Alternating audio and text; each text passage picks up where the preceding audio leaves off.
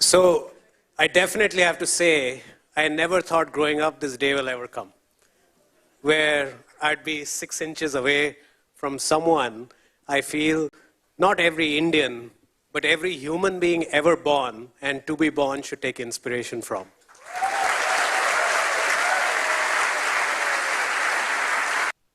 That got you interested?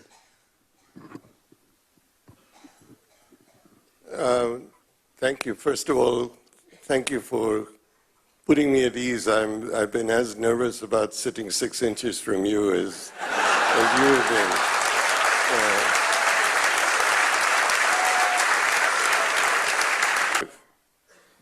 So, how many people here are entrepreneurs or want to be entrepreneurs? Entrepreneurs or want to be entrepreneurs? How many want Mr. Tata's investment?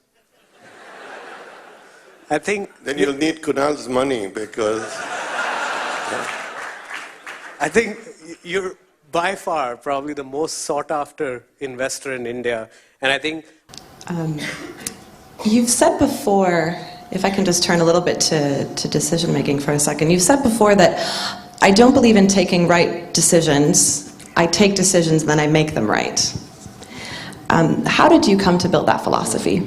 I'm sorry, I'm going to upset you, but Facebook or Twitter that made that statement, it was never made by me. That's not you. Well, that's awkward.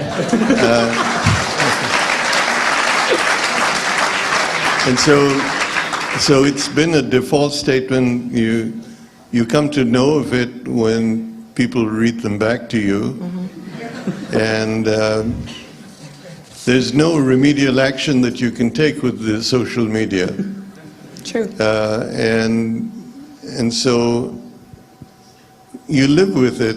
Some people think it's arrogant for you to have stated that, and you don't have a chance to defend yourself by saying you never did.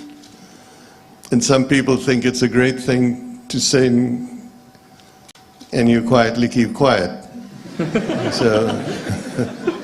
Maybe instead then what I could ask is ways of working.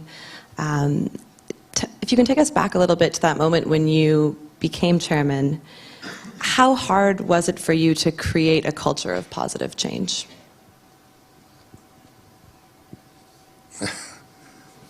My first few years as chairman was committed and dedicated to changing the culture in the company. I inherited a board, for example, that must have have an average age of 85. We had a few directors who were participating. Several of them had to be helped into the boardroom because they could no longer walk freely. Some of them came and sat down and fell asleep. Others didn't hear too well.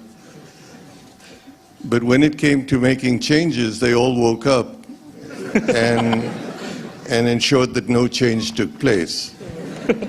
So the first 4 or 5 years were spent in trying to figure out how to... No, I don't think I have a question to ask of Murthy at all. Absolutely none. I don't know about him to me, but... Mr. Murthy? Well, let me ask a question of Ratan. You stepped into the shoes of probably India's finest industrialist, JRD.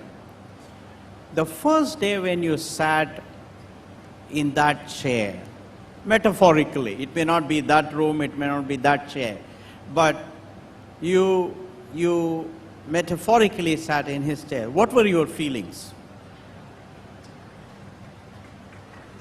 Yeah. You know, the